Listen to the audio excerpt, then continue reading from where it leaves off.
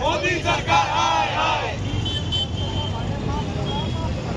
नीटच्या विद्यार्थ्यांचे भाडे माफ करा, माफ करा, नीटच्या विद्यार्थ्यांचे भाडे माफ करा, माफ करा, नीटच्या विद्यार्थ्यांचे भाडे माफ करा, माफ करा.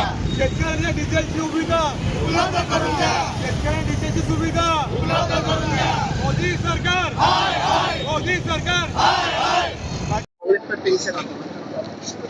आज आम्ही इथे सुभाष चौक मध्ये जी महाराष्ट्राचे नीटची परीक्षामुळे विद्यार्थ्यांना त्रास होतो आहे, त्यांना एक्झाम मध्ये ज्यांनी जी एसटीडी केली आहे त्यांना जे त्रास आहे त्या संदर्भात आम्ही आज इथे आंदोलनासाठी उभा आहे. इथे डिझेल नाही, पेट्रोल नाही, विद्यार्थी एक्झाम हॉल पर्यंत कसे पोहोचतील ही पॅरेंट्सला भरपूर चिंता आहे.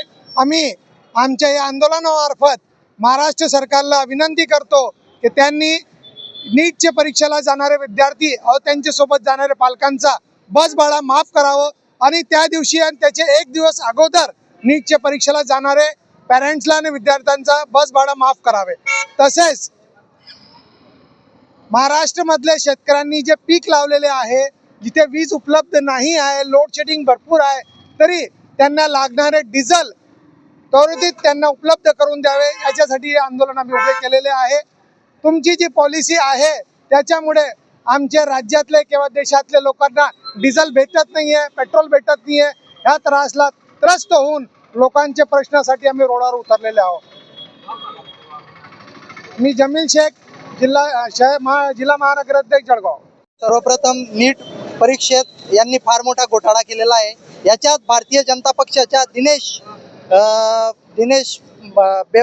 बेवाल म्हणून एक राजस्थानच्या भारतीय जनता पक्षाचा कार्यकर्ता आहे, तो याच्यात सामील आहे, त्याचा भाऊ याच्यात सामील आहे. आणि या सर्वांनी नीटची परीक्षेचा घोळ करून विद्यार्थ्यांची फीसचे पैसे वाया घालवले. आता पुन्हा ती परीक्षा त्या ठिकाणी घेण्यात येणार 21 जूनला. आमची पहिली मागणी आहे की नीटच्या विद्यार्थ्यांच्या सोबत त्यांचे आईवडील देखील परीक्षा द्यायला जाणार आहेत, तर त्या परीक्षेच्या सेंटरवर जाण्यासाठी त्यांचे बसचे भाडे माफ हे सरकारकडून केलं गेलं पाहिजे. त्या विद्यार्थ्यांच्या संपूर्ण महाराष्ट्रात सरकारने त्यांचे भाडे दिले पाहिजे. आज आपण बघतोय पेट्रोल, डिझेल आणि गॅसची टंचाई भासते. शेतकरी आज जमीन तयार करतोय आपला, शेतकऱ्याला डिझेल मिळत नाहीये आणि याला सर्वस्वी सरकार जबाबदार आहे. $140 प्रति barrel crude oil Manmohan Singh सरकारच्या काळात मिळत होतं, तरी सुद्धा आपल्याला पेट्रोलचे भाव 70 रुपयाच्या वरती जात नव्हते.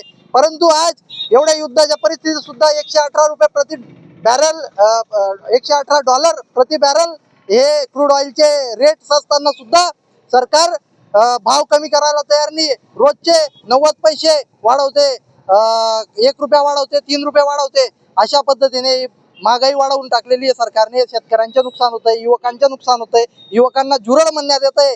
आज सर्वस्व बेजबाबदारीचे कारण हे सरकार आहे आणि प्रधानमंत्री या देशाला संकटात झोकून काय करताय तर जॉर्जिया मेलोनी इटलीच्या पंतप्रधान यांना मेलोडी चॉकलेट देत आहे आणि आमच्या युवकांची, शेतकऱ्यांची आणि या देशातल्या सर्व नागरिकांची थट्टा त्यांनी उडवलेली आहे. तर नीटच्या विद्यार्थ्यांना न्याय मिळवण्यासाठी, शेतकऱ्यांना न्याय मिळवण्यासाठी, युवकांना, महिलांना न्याय मिळवण्यासाठी आम्ही हे आंदोलन या ठिकाणी करतोय. मी महेश दगडू पाटील, जळगाव जिल्हा ग्रामीण युवक जिल्हाध्यक्ष.